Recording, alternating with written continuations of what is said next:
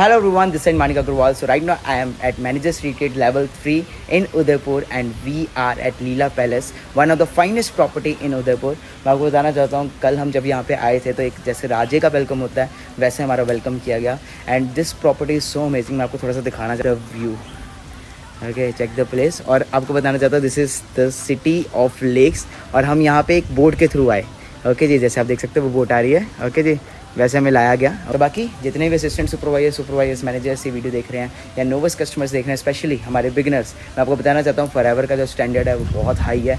बहुत ही next level opportunity का आप पार्ट बन रहे हो. मैं लास्ट 4-5 साल से ऐसे लग्जरी ट्रिप्स इंजॉय करता रह रहा हूँ. But the main thing is मज़ा तब है जब आप भी इस ट्रिप पे जरूर आओ.